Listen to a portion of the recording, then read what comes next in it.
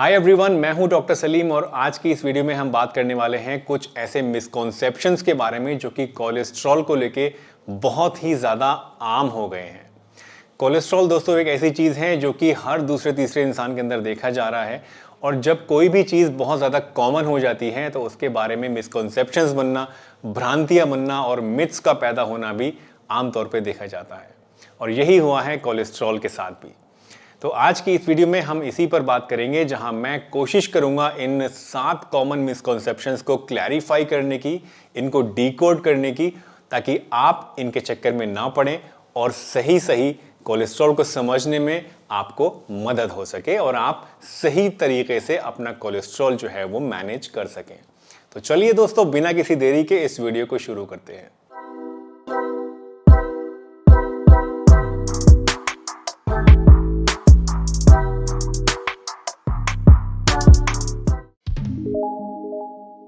दोस्तों सबसे पहला मिसकॉन्सेप्शन जो कोलेस्ट्रॉल के बारे में आमतौर पे देखा जाता है वो ये कि हम लोग सोचते हैं कि सभी तरह का जो कोलेस्ट्रॉल है वो बुरा है, यानी हमारी बॉडी के अंदर कोलेस्ट्रॉल होना ही नहीं चाहिए, जो कि बिल्कुल गलत है।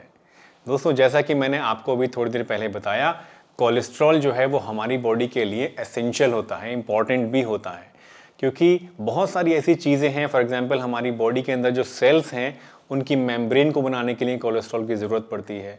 विटामिन डी को हमारी बॉडी के अंदर सिंथेसाइज करने के लिए कोलेस्ट्रॉल की ज़रूरत पड़ती है। बहुत सारे हार्मोन्स हैं, बाइल एसिड है जो कि हाजमे में ज़रूरत होती है जिसकी, तो इन सभी चीज़ों को बनाने के लिए भी आपको कोलेस्ट्रॉल चाहिए। तो अगर हमारी बॉडी में बिल्कुल कोलेस्ट्रॉल नहीं होगा तो ये चीज़ें कहाँ से बनेंगी। इसीलिए कोलेस्ट्रॉल ऐसा नहीं है कि सारा का सारा बुरा है। हमारी बॉडी में 2 तरह का कोलेस्ट्रॉल होता है दोस्तों। एक होता है एलडीएल कोलेस्ट्रॉल यानी कि लो डेंसिटी लाइपोप्रोटीन, और एक होता है एचडीएल कोलेस्ट्रॉल। एलडीएल को बोलते हैं बैड कोलेस्ट्रॉल, क्योंकि ये हमारी बॉडी में अगर ये एलडीएल बढ़ जाता है तो उसकी वजह से ब्लॉकेज होने की शिकायत बढ़ जाती है। हार्ट डिजीज़ होने का, हार्ट अटैक होने का जो खतरा है वो एलडीएल की वजह से बढ़ जाता है। वहीं एचडीएल कोलेस्ट्रॉल जो है ये कहलाता है गुड कोलेस्ट्रॉल, और ये गुड इसलिए कहलाता है क्योंकि जो एलडीएल कोलेस्ट्रॉल है जो कि बैड है, जो कि हमारी बॉडी में बढ़ जाता है, उसको कम करने के लिए इसकी ज़रूरत पड़ती है। एचडीएल कोलेस्ट्रॉल क्या होता है, ये पुलिस का काम करता है, यानी ये बढ़े हुए एलडीएल कोलेस्ट्रॉल को पकड़ पकड़ के वापस हमारे लीवर के अंदर लेके जाता है, जिसकी वजह से ब्लड में से एलडीएल कम हो जाता है। तो ऐसा नहीं है कि सारा का सारा जो कोलेस्ट्रॉल है वो बुरा है, कुछ अच्छा भी है, कुछ बुरा भी है। दूसरा बहुत कॉमन मिसकॉन्सेप्शन जो कि कोलेस्ट्रॉल को लेके है दोस्तों, वो ये कि अक्सर लोग ये सोचते हैं कि दुबले पतले लोगों के अंदर कोलेस्ट्रॉल नहीं बढ़ सकता है, सिर्फ मोटे लोगों के अंदर कोलेस्ट्रॉल बढ़ता है, जो कि एक गलत धारणा है। दोस्तों कोलेस्ट्रॉल का सीधा सीधा ताल्लुक हमारे वेट से नहीं है। नो डाउट हमारा वेट या हमारी ओबेसिटी, मोटापा जो है, ये भी कोलेस्ट्रॉल को कहीं ना कहीं प्रेसिपिटेट करने के लिए एक फैक्टर माना जाता है, लेकिन सिर्फ यही फैक्टर नहीं है। बहुत सारे ऐसे मोटे लोग भी होते हैं जिनके अंदर कोलेस्ट्रॉल ठीक होता है, वहीं बहुत सारे दुबले पतले लोग भी मैंने ऐसे देखे हैं जिनका कोलेस्ट्रॉल बहुत ज़्यादा बढ़ा हुआ होता है। दुबले पतले लोगों के अंदर अक्सर जो कोलेस्ट्रॉल बढ़ता है उसका कारण होता है जेनेटिक्स, यानी अगर आपके जीन्स के अंदर कोलेस्ट्रॉल बढ़ना लिखा हुआ है तो आपको कोलेस्ट्रॉल बढ़ने से कोई भी नहीं बचा सकता। कई बार आपने देखा होगा कि आप सब कुछ अच्छा भी खा रहे हैं, आप एक्सरसाइज भी कर रहे हैं, सारी प्रिकॉशंस भी ले रहे हैं, बट उसके बावजूद आपका जो कोलेस्ट्रॉल है वो बढ़ा रहता है। इसका एक बहुत बड़ा रीज़न यही होता है कि हमारी जेनेटिक्स के अंदर वो कोलेस्ट्रॉल बढ़ना लिखा हुआ है। हर 200 में से करीब एक इंसान को ये जेनेटिक प्रॉब्लम होती है और ऐसे लोगों को बहुत ज़्यादा सेफ रहने की, बहुत ज़्यादा एहतियात बरतने की ज़रूरत होती है। दोस्तों अगर आप मोटे हैं तो आपके अंदर ये चांसेस ज़्यादा होते हैं कोलेस्ट्रॉल बढ़ने के, बट अगर आप पतले हैं तो उस केस में भी आपको ये नहीं सोचना चाहिए कि आपका कोलेस्ट्रॉल कभी नहीं बढ़ेगा। चाहे आप मोटे हों, चाहे आप पतले हों, कोलेस्ट्रॉल को कम करने के लिए जो प्रिकॉशंस हैं, जैसे कि एक्सरसाइज है, अच्छी डाइट है, लो फैट डेयरी प्रोडक्ट्स हैं, इस तरह की जितनी भी छोटी छोटी चीज़ें हैं, ये पतले लोगों के लिए भी इतनी ही इंपॉर्टेंट हैं जितने कि मोटे लोगों के लिए। तो सिर्फ ये सोच लेना कि मैं पतला दुबला हूँ तो मेरा कोलेस्ट्रॉल नहीं बढ़ेगा, एक गलत धारणा है। इससे आपको बचना चाहिए और चाहे आप मोटे हों चाहे पतले हों, अपने कोलेस्ट्रॉल का ध्यान आपको पूरा रखना चाहिए।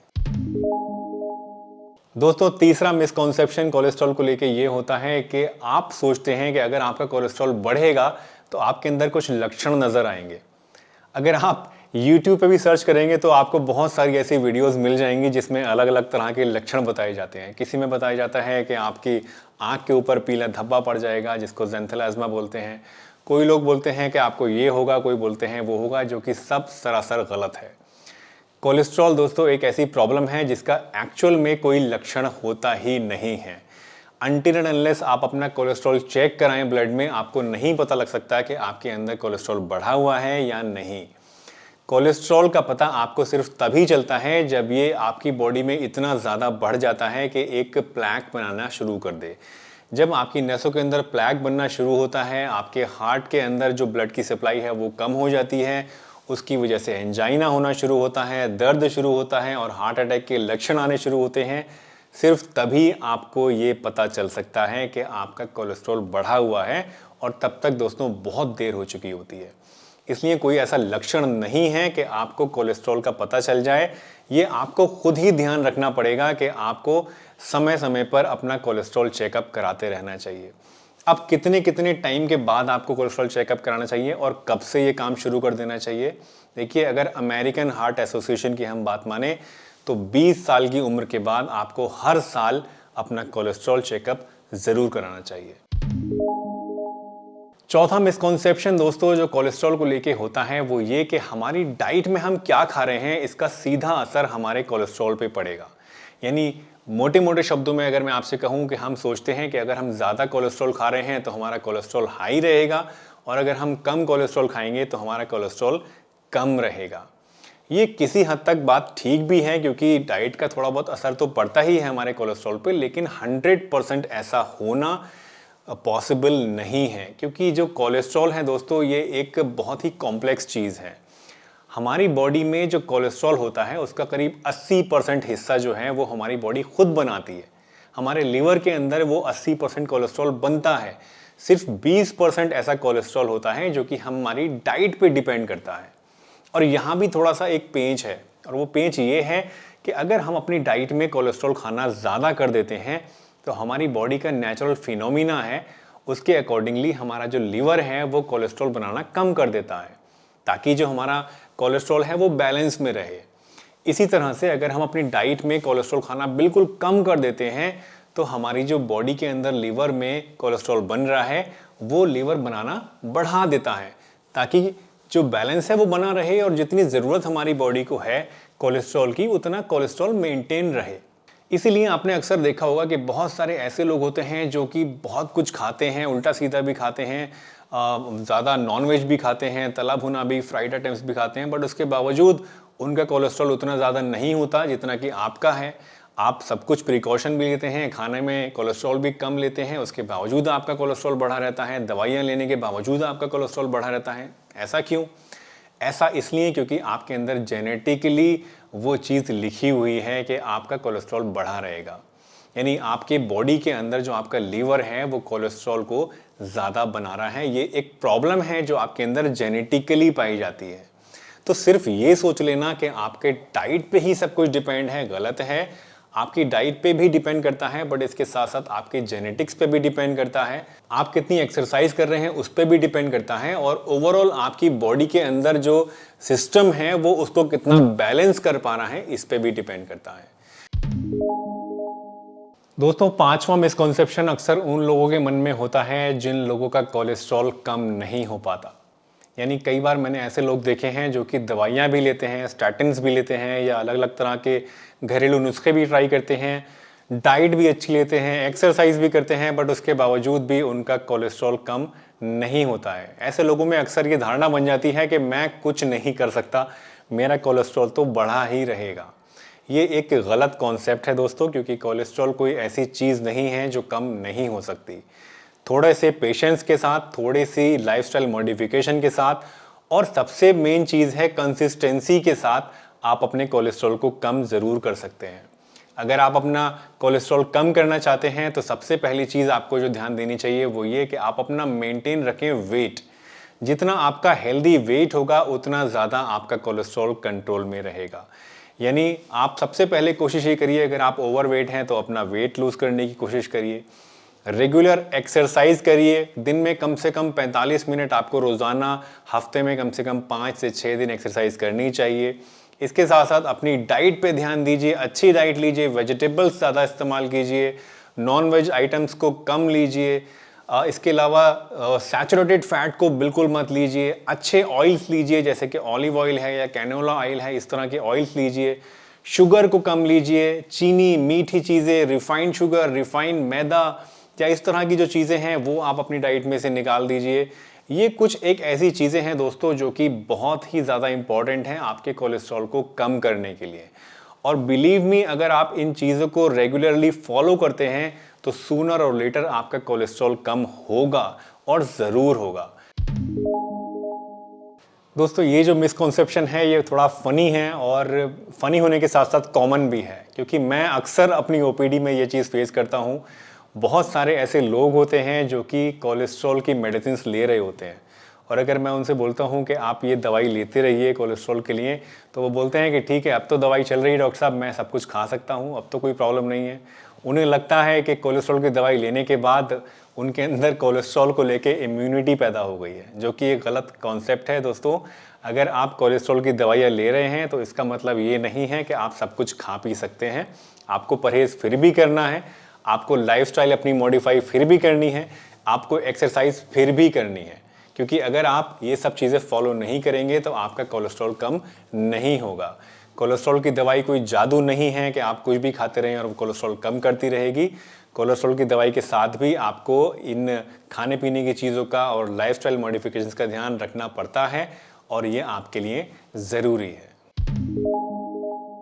दोस्तों, लास्ट मिथ जो कि बहुत कॉमनली मैं देखता हूँ लोगों के अंदर, वो ये कि अक्सर लोग सोचते हैं कि अगर वो 40 ईयर्स से कम एज के हैं तो उनको कोलेस्ट्रॉल चेक कराने की ज़रूरत नहीं है। यानी उन लोगों का ये मानना होता है कि 40 साल से उम्र अगर आपकी कम है तो कोलेस्ट्रॉल होने की कोई गुंजाइश नहीं है, कोई चांस नहीं है, जो कि एक बिल्कुल गलत कॉन्सेप्ट है, बिल्कुल गलत अवधारणा है। दोस्तों, अगर आप अमेरिकन हार्ट एसोसिएशन की बात माने तो जैसा कि मैंने आपको अभी थोड़ी देर पहले बताया था, उनका कहना है कि हर इंसान को जो कि 20 साल की उम्र से ज़्यादा का है, उसे हर साल अपना ब्लड में कोलेस्ट्रॉल चेक कराना ज़रूरी होता है। तो ऐसा नहीं है कि 40 ईयर्स के बाद ही या बुढ़ापे में ही आपको कोलेस्ट्रॉल बढ़ेगा। आजकल की लाइफ में मैं बहुत कॉमनली ये चीज़ देख रहा हूँ कि जितने यंगस्टर्स हैं उनका भी कोलेस्ट्रॉल लेवल बहुत ज़्यादा बढ़ा हुआ है।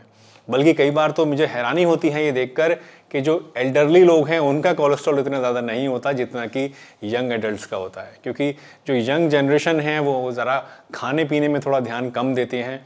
उल्टी सीधी चीज़ें, फास्ट फूड्स और आइसक्रीम्स और पेस्ट्रीज, इस तरह की चीज़ें ज़्यादा उन लोगों में चलती हैं।